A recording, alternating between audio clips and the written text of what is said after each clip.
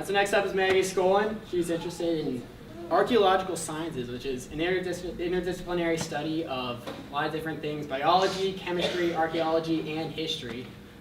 She's currently finishing her thesis, which is analyzing the use of stable isotope analysis in order to figure out the diet of populations in 13th century Cyprus. So pretty complicated stuff. Hopefully I said that right. Next year she'll be pursuing her master's at Master's of Science, studying archaeological science at Durham University in the UK. Back at BC, she's on a member of Alpha Sigma Nu on the BC Irish dance team, and she was a Fulbright finalist. So give it up for Maggie, and that's all. So tonight I'm going to talk to you about bones and why I think they're the Facebook of the Middle Ages, and how stable isotope analysis can be used to actually figure out the daily life of the medieval commoner. But before we talk about the medieval commoner, first we have to talk about the commoner of today. So what does the life of the 2014 plebeian look like? I think it looks a little something like this. So how many people in this room have maybe every single one of these apps and social media things that I put up here? I do. So in 2014, if I was an archaeologist looking at our culture today, 500 years from now, I would have so much more than I even need to look at. Think about even with your Facebook. From just Facebook, I can tell you what you wore, how you spoke, how you interacted with others, maybe even religious practices, maybe what you ate. All these different things that make up our daily average lives. We're not world leaders, we're not politicians, we're not these celebrities. I can tell you just from looking at your social media. But how do we know about the plebeians of the Middle Ages? Did their lives look something like this? So everything I have on the board are historical documents, and I would tell you, no, they didn't look like that at all. Primary sources from the Middle Ages are actually really inaccurate in describing the lives of everyday people. They talk about big guys and big events. So what I have on the screen on the right is King Alfred the Great, who's a really great guy. Obviously, he got a great at the end of his name. He's basically the first recognized king of all of England. And on the left, you see the Anglo-Saxon Chronicle, which is a chronological history of the Middle Ages, which was written in Britain around the 800s. And these things, King Alfred the Great has a biography written about him from this time. They tell us about the big guys, King Alfred, and the big events, the Viking battles, the major battles, the saints, all these stuff. But they don't tell us about the medieval commoner, their daily lives, which would have been a majority of the population. And they also tell us stuff like this. So I don't think today, if you're reading a biography, the person in question would probably be related to Woden, a Scandinavian pagan god, or Noah and Adam. And also, I think if you were reading a historical book of some sort, they probably wouldn't start talking about how the Pope's tongue got cut out and then he could speak again after. So all of these documents need to be taken with a huge grain of salt. So this leaves us with a question. How did the commoner leave their mark? Well, you can probably tell from my title page, like this. The only thing that a person in the Middle Ages would have left behind really is their skeleton. But what can the skeleton say? How do we read, like, pin, post, share, and follow information about the Middle Ages when all we have is a pile of bones? Well, my argument is like this. Through stable isotope analysis. Now, I know you're probably getting a little confused because I just threw a scientific term at you, and you thought this was a talk about history, and these animation PowerPoints have been spot on. But let me break it down. Stable isotope analysis is a scientific technique used to figure out the diet, keyword, and the place of origin, another keyword, of people from ancient populations. So how we do this is the food that you eat has a chemical signature, and it's specific for different types of food. So vegetables have one significant signature, meat has another, and that gets ingrained in your bones when you eat it because our body uses the food that we eat to make itself stronger and bigger. And this signature can be studied by researchers and evaluated to figure out your diet or maybe where you're from, where the soil, where your food was being grown. So let's break this down a little further first. What are stable isotopes? So first of all, let's get the word stable out of the way. Stable just means that they don't break down over time. They stay the same from 1000 AD to 2014 AD.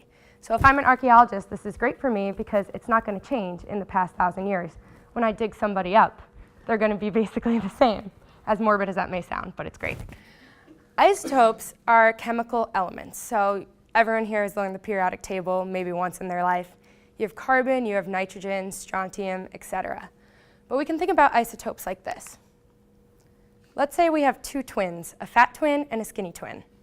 Isotopes are the same element. It's carbon, just a little heavier or a little lighter. It's the same like identical twins. They have the same genetic material. Technically, they're the same, but one could be a little heavier than the other. So let's call these guys carbon-13, a little heavier, carbon-12, a little lighter. So how do we use these to figure out diet and place of origin of past populations? Well, what we do is, to figure out diet, we have two main elements. We have carbon and we have nitrogen, and they weigh two different weights. Now, in your bones, you could say, totally making this up, let's say you eat a lot of bread, and let's say wheat has 7 carbon-13s and 4 carbon-12s. You just make that a ratio and you get a number from that.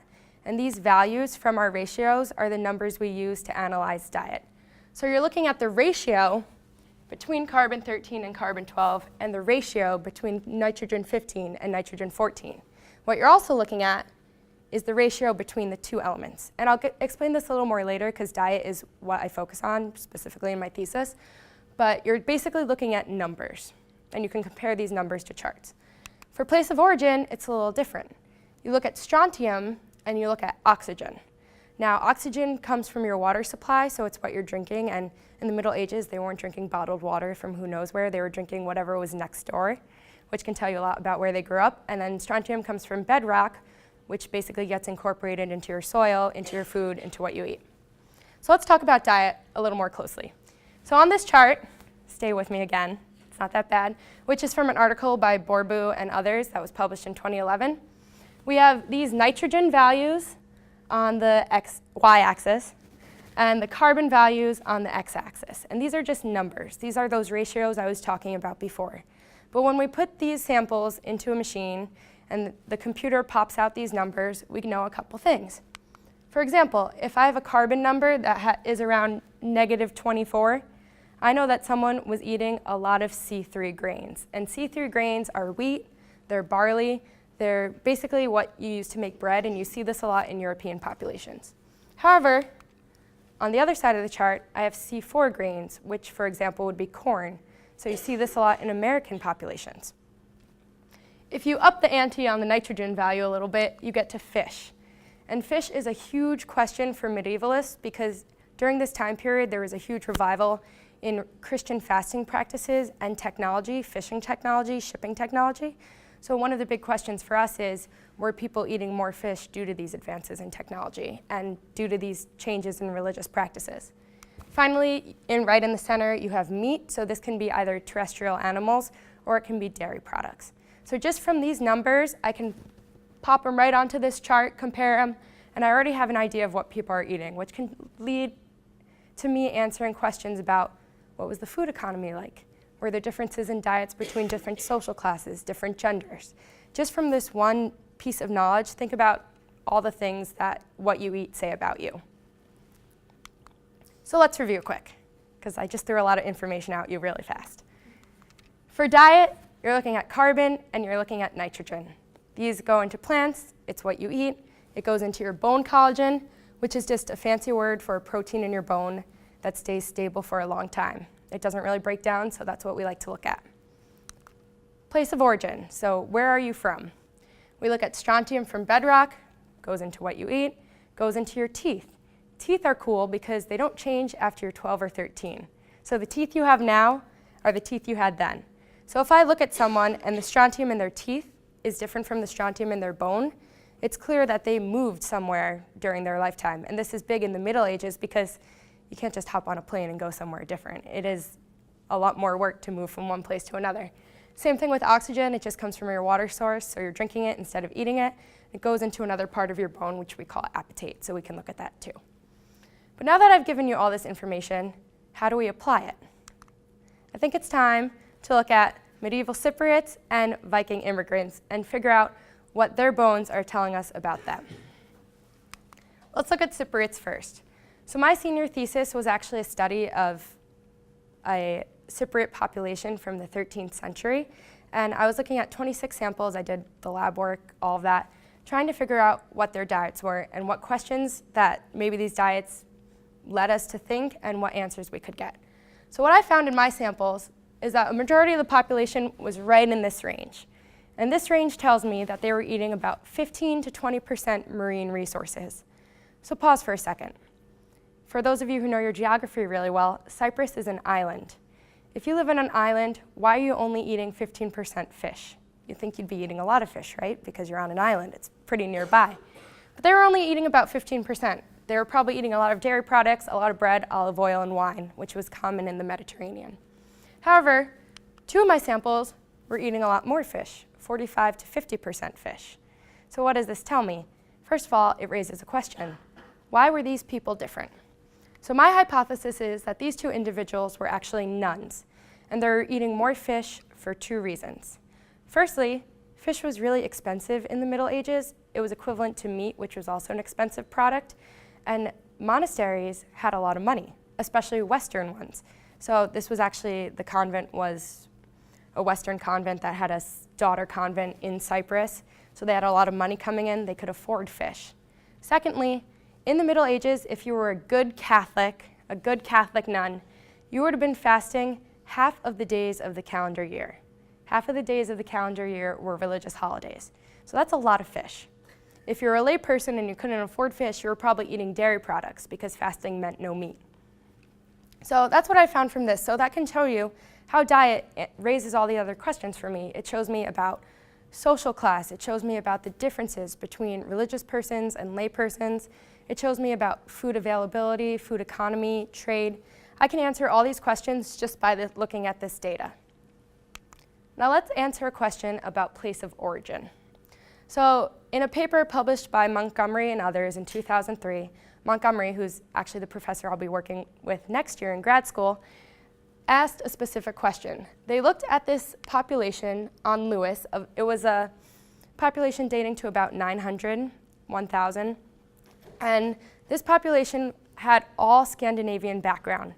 But the strontium in their teeth showed that they had grown up there.